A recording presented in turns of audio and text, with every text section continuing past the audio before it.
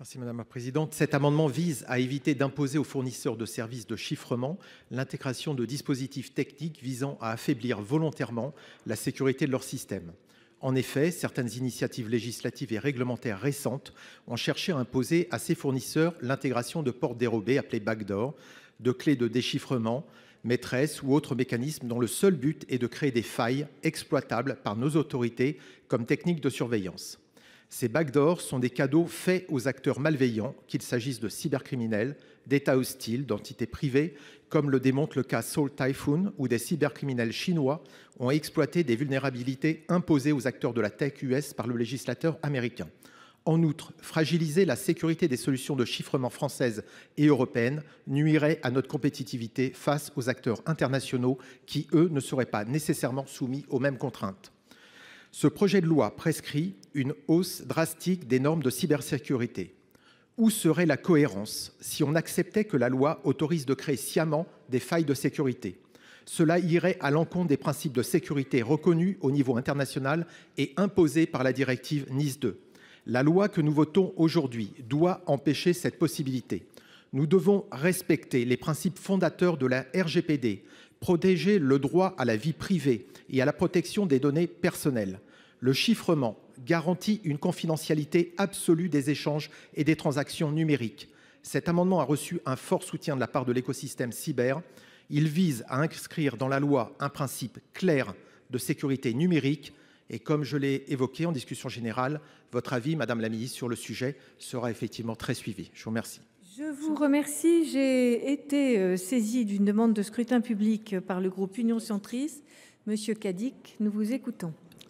Merci beaucoup, Madame la Présidente. Oui, on a entendu quelques propos caricaturaux et donc souvent ce qui est, ça a été dit, excessif est insignifiant. Pour ma part, je suis un sénateur qui, en 1999, quand il a lancé sa place de marché, a été hacké moins de 24 heures après le lancement. Et je crois que j'y connais un petit peu quand même sur le sujet. Donc, en réponse au vote sur la loi narcotrafic, qui n'était pas dans la demande de la commission spéciale sur le narcotrafic. Ça n'était pas une demande, j'étais le vice-président, ce n'était pas dans le rapport. Donc, ça a été rajouté, ça a été discuté ici dans des conditions, je ne reviendrai pas dessus, puisqu'il y avait une volonté d'être, qu'il y ait un consensus sur le sujet, donc c'est passé comme ça. Et évidemment, ce vote n'est pas du tout passé à l'Assemblée nationale. Dès la commission, il a été recalé à l'unanimité. Donc il n'y a plus cette disposition. Et ce vote ici, il est destiné à remettre l'église au milieu du village des libertés publiques, qui est normalement, c'est sa maison, c'est le Sénat, les libertés publiques. Donc c'est le but justement de cet amendement. Pour tous ceux qui disent que le narcotrafic, vous comprenez, ils utilisent ça. Pablo Escobar n'utilisait pas WhatsApp. D'accord, c'est une tribune de tous les gens de la cyber. Vous croyez que, évidemment, d'ailleurs, qui utilise WeChat ici? D'accord? Donc, évidemment, personne ne va utiliser une messagerie chinoise. Évidemment, on le sait bien. Donc, c'en est bien la preuve. Les gens ont besoin de confiance.